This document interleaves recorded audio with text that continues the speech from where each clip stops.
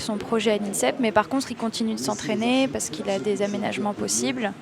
Et ça lui a été bénéfique parce qu'il fait partie des 8 meilleurs archers de la sélection, donc il continue l'aventure. Lou, malheureusement, lui, il est à l'INSEP encore, mais il n'a pas réussi à intégrer les 8.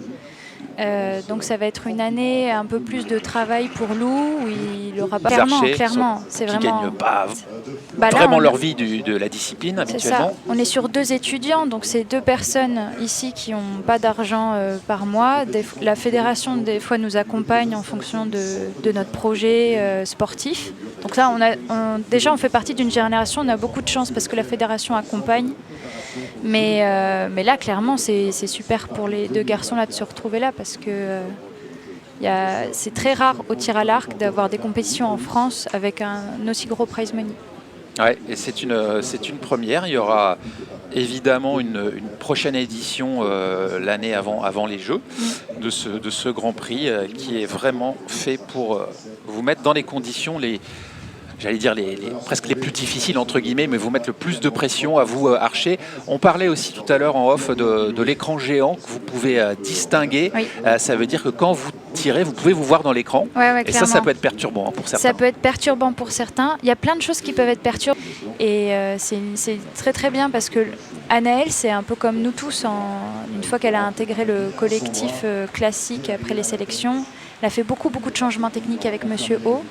Sauf que nous, on voyait Monsieur O tous les jours. Et Anaëlle, elle rentrait à Bordeaux pour s'entraîner. Et du coup, c'était super difficile pour elle d'assimiler les changements, de repartir, de revenir, de refaire des changements.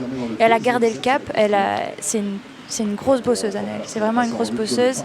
Elle est souriante, elle est très gentille. Dans un groupe, ça fait du bien, une Anaëlle. Alors, il faut expliquer pour ceux qui n'étaient pas devant Sport en France ce matin ou qui ne sont pas coutumiers du tir à l'arc que Monsieur O, c'est un entraîneur sud-coréen de renom, qui effectivement, ça a été une victoire sans appel pour elle a été... mais Tasnim n'a pas démérité, c'est pas facile de ça. Sud-coréen aussi. Sud-coréen, comme quoi... On va tous aussi chercher, c'est des coachs. Il y a vraiment, dans le monde du tir à l'arc, il y a beaucoup de pays qui font appel à des entraîneurs coréens parce que c'est un abus de langage de dire ça, mais c'est monnaie courante presque. En France, ils ont déjà aussi fait le choix d'appeler un entraîneur coréen dans les années 2000. Bon là, c'est plutôt logique quand on a, en fonction des moyens que la fédération a. Là, oui. On voit ses ralentis, avec, il reste impassible sur son visage. Il ne bouge pas, notre ami suisse, là, après avoir décoché sa flèche. Vous voyez là, les agents et les arbitres qui vont vérifier les impacts des flèches. On met un petit cercle autour de la flèche que l'on retire.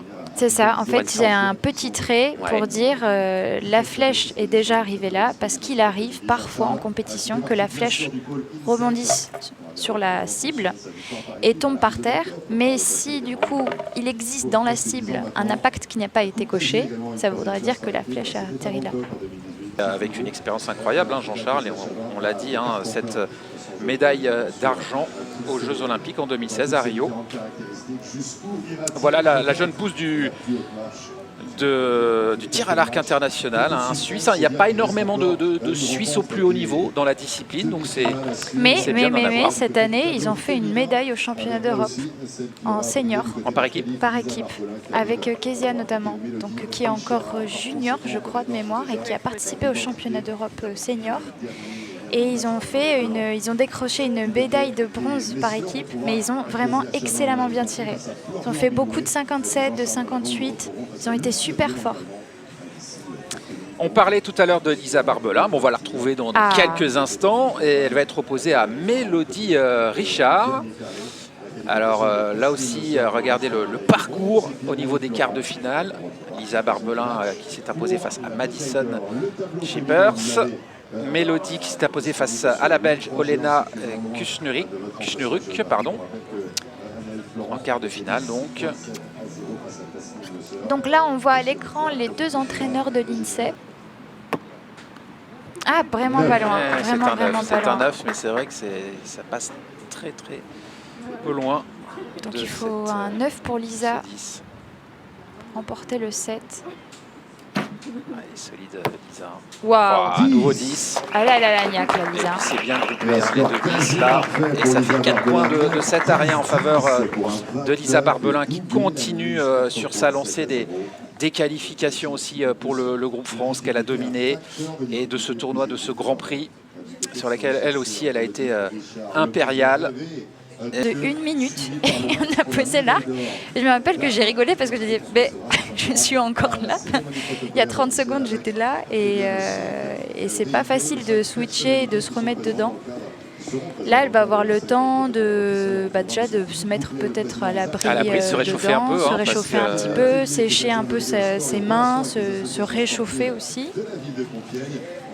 Oui, mais c'est vrai que bon, et puis ce match pour la médaille de bronze, c'est toujours un match difficile hein, parce que c'est soit on repart avec rien, soit on est au moins sur le podium. Donc il y a quand même une pression importante. Il y a une pression importante, même si là, aujourd'hui, pour le Grand Prix, les récompenses financières, je dirais, vont jusqu'à la 8e personne. Oui, ça aussi, c'est un effort qui a été voulu hein, pour aider. Et il y a aussi le fait que là, il a peut-être estimé que le vent était assez régulièrement vers la droite de manière régulière et qui pouvait régler pour tout le temps viser 10. Parce qu'on a quand même plus l'habitude de viser le 10. Donc là, on voit les agents qui cochent et qui récupèrent les flèches. Et puis qui les ramènent également. Exactement. Donc là, le rôle de l'agent, ça va donc d'être de vérifier que l'arbitre note bien les flèches sur la feuille de marque. Donc on a une feuille là-bas, c'est l'arbitre qui l'a. Mais sinon, quand c'est pas en match en arène et que c'est en compétition normale, c'est les archers qui la remplissent cette feuille. Donc en fait, on note simplement la valeur des flèches et qui a pris le point de 7. Donc 2, 0, 1, 1. Et on fait le cumul et à la fin, il faut signer, il faut marquer gagnant, perdant. Il y a double vérification. Exactement. En fait, c'est la double vérification et aussi la signature. Parce qu'une feuille de marque où il n'y a pas de signature, le match est annulé. Donc, si des fois on est en France et qu'on oublie, Lou peut faire appel aux forces spéciales. Va-t-il faire appel aux forces spéciales? En tout cas, on lui souhaite pour le prochain set. Il est mené 3-1. Alors, il y a encore, c'est pas terminé, loin de là. Mais c'est vrai que là, sur les 3 flèches tirées, il y a eu 2 erreurs quand même qui lui ont coûté cher.